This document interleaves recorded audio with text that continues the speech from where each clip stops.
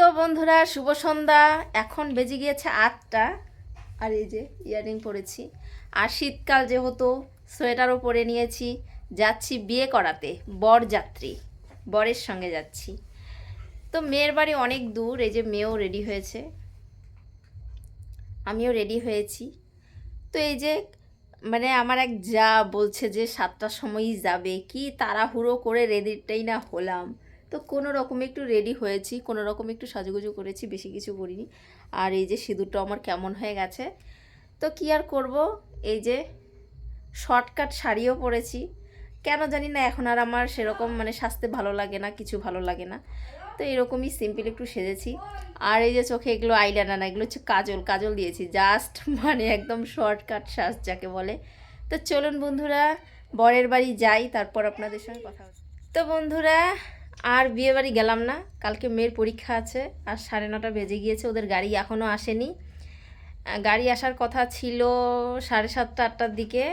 লগ্ন নাকি হচ্ছে 10টায়, এই জন্য তাড়াহুড়ো করে তাড়াতাড়ি করে রেডি হয়েছি, মানে কোনো রকম কোনো সাজগোজ নেই, একদম তাড়াহুড়ো করে রেডি হয়েছি। এরপরও মানে ওখানে গিয়ে 1.5 ঘন্টা হয়ে গেছি, তাও গাড়ি আসছে না।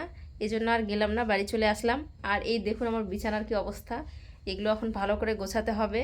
তারপর ভাত আছে সকালেরই, মাছের সবজি আছে, সেগুলোই এখন গরম করে খেয়ে নেব। তো বন্ধুরা, বিয়েবাড়ি আর যাওয়া হলো না। এই যে ওখানে গিয়ে একটু ভিডিও করেছিলাম, ভাবছিলাম যে গাড়ি আসবে আসবে করে 9:30 বেজে গিয়েছে, এখনও পর্যন্ত গাড়ি আসেনি। আগে 2 বছর, হ্যাঁ 2 বছর আগে, 2 বছর না 1.5 বছর আগে একটা দেওরের বিয়ে হয়ে গেছিলো। ওখানে আমরা যাই এই 11টার সময়, এখান থেকে বের হই বরের বাড়ির থেকে। পৌঁছতে পৌঁছতে 2টো 2:30 3টে পৌনে 3টে বেজে গিয়েছিল। এই যে পাশের বাড়ির যেখানে বরযাত্রী যাওয়ার কথা, এরও মানে মেয়ের বাড়ি অনেক দূরে, যেতে গেলে এতক্ষণ বের হয়ে যাওয়া উচিত ছিল। তো এখনও গাড়ি আসেনি, কটার সময় যাবে জানি না। এগুলোর আস্তে আস্তে সকাল তো হবেই, সকাল কটা বাজবে কোনো ঠিক নেই। তো আমার মেয়ের পরীক্ষা, আর আমারও ইচ্ছে করছে না সেরকম, কারণ কালকে ওর সঙ্গে যেতে হবে। আর ওরও তো একটু শরীরের রেস্টের দরকার আছে, এই কথা ভেবে আর গেলাম না। তো চলুন বন্ধুরা, বিয়েবাড়ি আর গেলাম না, একদম কালকে মানে আর কি রিসেপশন পার্টি যে হবে সেটার মধ্যেই দেখা হবে। তো বউ ভাতের অনুষ্ঠানেই দেখা হবে একদম, মেয়েকেও ওখানেই দেখবো, কনেকেও। আর যাওয়া হলো না, গেলামও না, ভালো লাগছে না। তো বন্ধুরা, আমরা এখন এগুলো সব আমি এখন মানে আমি এখন এগুলো সব পরিষ্কার করব, পরিষ্কার করে খাওয়া দাওয়া করে শুয়ে পড়বো। তো চোখ ভীষণ টানতে। তো শুভ সন্ধ্যা বন্ধুরা, বিয়ে বাড়ি যাওয়ার জন্য রেডি হয়ে গেছি। দেখুন একদম সিম্পল সাজ, এই যে এরকম, এ দেখুন সিম্পল সাজ, কোনো রকম কোনো সাজিনি, চুলটাও ভালো করে বাঁধিনি।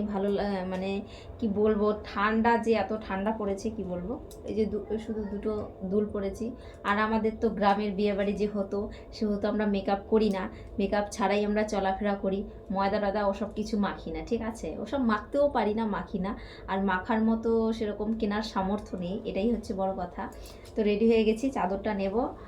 আর আজকে না মারুতি ঠিক করা হয়েছে, মারুতি ঠিক করা হয়েছে মানে কি, মানে মারুতি নিয়েছিল, তো সেই মারুতিটা নাকি এখন খারাপ হয়ে গেছে, আসবে না। আমরা মানে বাড়িতে সন্ধ্যাবেলা সাজগোজের জন্য রেডি হচ্ছিলাম।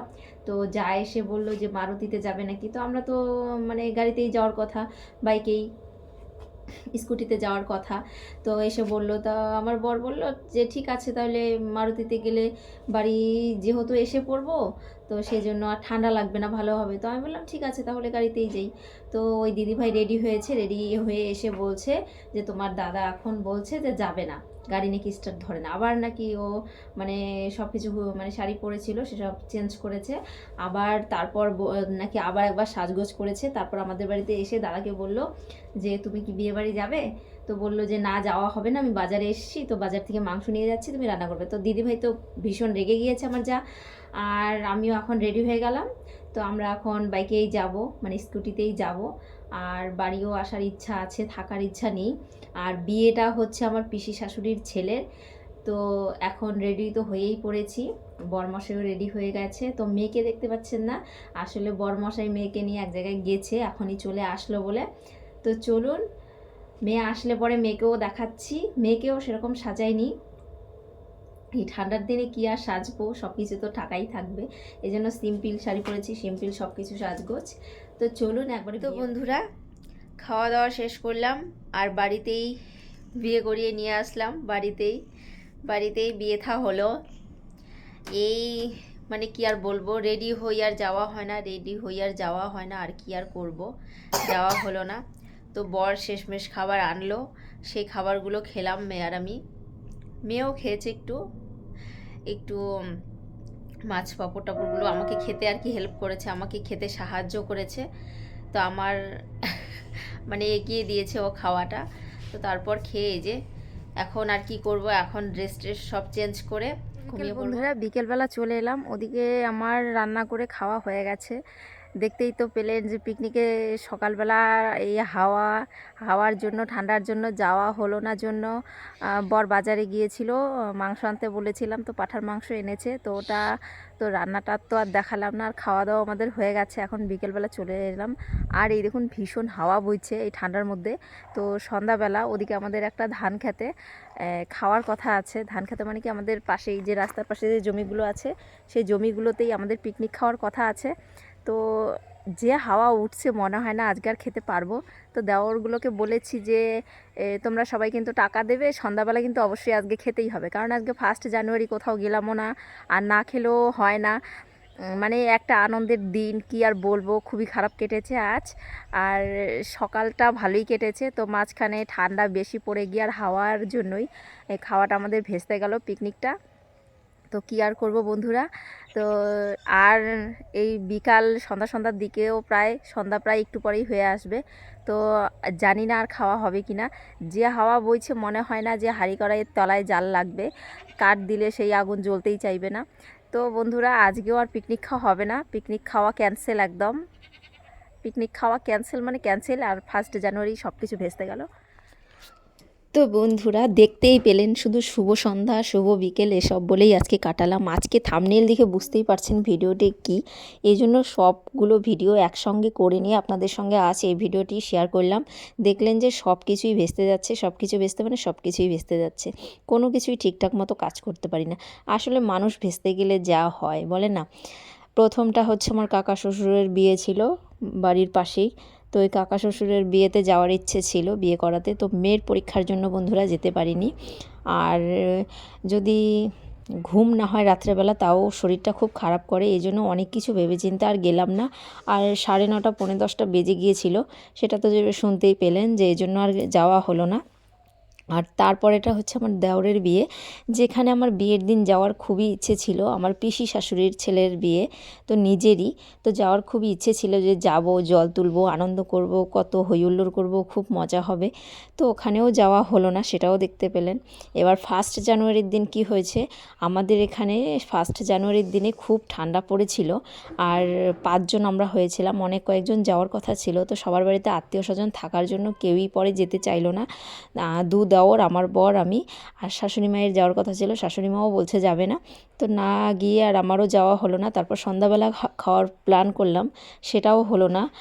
কারণ 1 জানুয়ারির দিন এত ঠান্ডা পড়েছে যে কোথাও যাওয়াও হলো না, আর সন্ধ্যাবেলাও খাওয়া হলো না, হাওয়া উঠেছে, এই জন্যই। তো সবই দেখুন বন্ধুরা ভেস্তে গেল। আর মেয়েকে এদিকে আমি রেডি করাচ্ছি। মেয়ের বাবার যাই হোক বন্ধুরা, বলে লাভ নেই, মেয়ের বাবার প্রত্যেক দিন চলছে পিকনিক, প্রত্যেক দিন বলতে 2-1 দিন পর পরই পিকনিক। এই যে মাঝে মাঝে মেয়েকেও নিয়ে যায়, যখন মানে বাড়ির পাশেই ওর একটা বন্ধু আছে, তো ওই বন্ধুর বাড়ির ওখানেই, মানে এখান থেকে হাফ কিলোমিটার না, মানে 200-300 কিলোমিটার হবে ওদের বাড়ি ফাঁকে। তো ওখানে মাঝে মাঝে মেয়েকেও নিয়ে যায়, খাওয়ার সময় এসে মেয়েকে নিয়ে যায়, আবার খাইয়ে দিয়ে নিয়ে আসে। তো এই দেখুন মেয়ে রেডি হয়ে গেছে, আর মেয়ে কিন্তু ঘুমিয়েছিল, তো ওকে তুলে আমি রেডি করালাম। ওর পাপা বললো যে রেডি করিয়ে দাও, মেয়েকে নিয়ে যাই। তো দেখুন বন্ধুরা, আর যাই হোক, আমাদের কি হোক আর না হোক, মেয়ে আর মেয়ের বাবার ভালোই পিকনিক চলছে কদিন পর পর। আর এই দেখুন মেয়ে একটা ফ্লাইং কিস করে দিল, খুব খুশি মনে। তো আমার মেয়েকে কেমন লাগে অবশ্যই কমেন্টে জানাবেন। আর এই দেখুন মেয়ে পিকনিক খেয়ে একদম চলেও এসেছে, আর আমি ক্যামেরাটা ধরে একদম রেডি। আর দেখুন মেয়ে খেয়ে আবার পাঁপড় নিয়ে এসেছে, বললাম যে মামামের জন্য কিছু আনুনি, তো বললো না। তো বন্ধুরা, ভিডিওটি কেমন লাগলো, সব কিছু কার কার এরকম প্ল্যানিং ভেস্তে যায় অবশ্যই কমেন্টে জানাবেন। আমার তো মাঝে মাঝেই মানে অনেক কিছু এরকম ভেস্তে যায়, যা করতে চাই তা কখনোই হয় না। তো চলুন বন্ধুরা, ভিডিওটি আজ এই পর্যন্ত।